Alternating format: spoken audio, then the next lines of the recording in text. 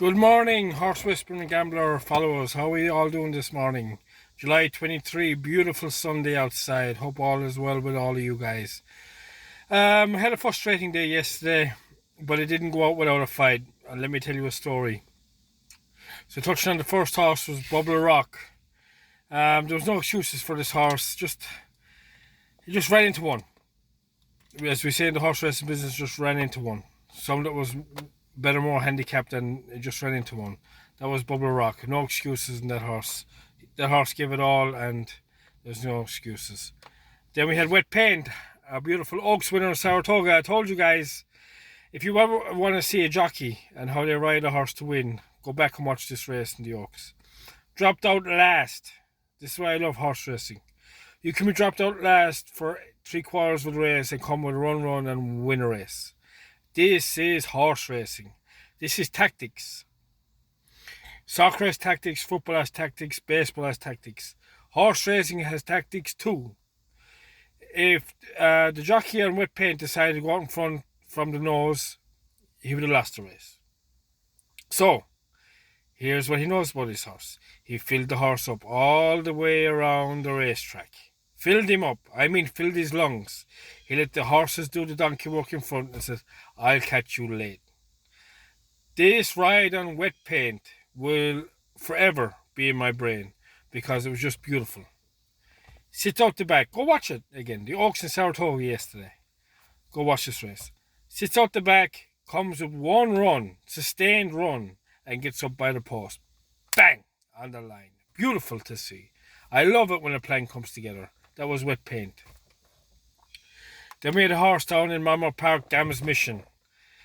Then we had a jockey, Tyler Gaffioni. I was very frustrated with this jockey. If you go back to watch this race, as you watch the Wet Paint's race, you'll see a jockey that stands 12 lengths off the pace. 12 lengths off the pace. Then is the last off the bridle. Then, as the two horses go on to win, he decides to put the fastest last furlong down in the race. The horse, if he was second or third going around the race, he would have won the race. This is what frustrates me about some jockeys. And Tyler Gaffioni, he's either a saint or a sinner.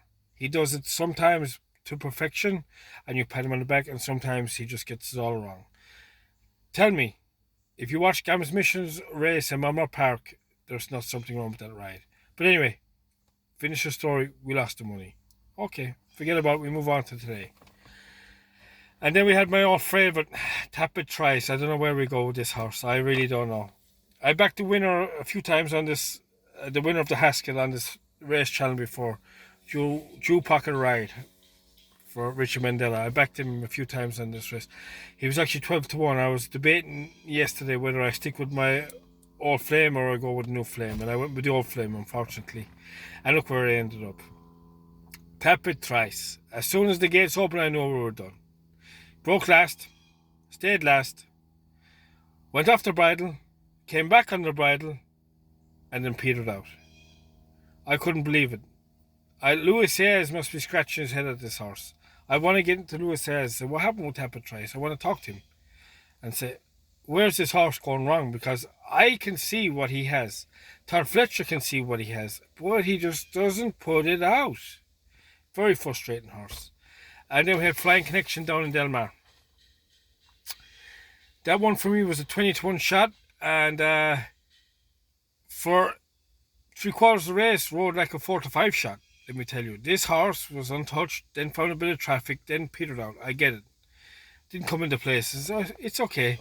But at the value bet, he would be in a good thing if the traffic came right. And the home bend, if you watch the race back again, there was like 5 seconds where the jockey didn't know to take the outside or inside. I think it might have cost him a small bit. I don't think he would have win the race, no. But a 20-1 shot. This is what I'm telling you about Del Mar. The fields are full. There's plenty value on offer. And if you could pick a 20-1 shot, this horse was coming out of a Group 1 race into a Group 2. He should have been... the jockey did everything right. But he should have been a lot closer to the pace. And the traffic.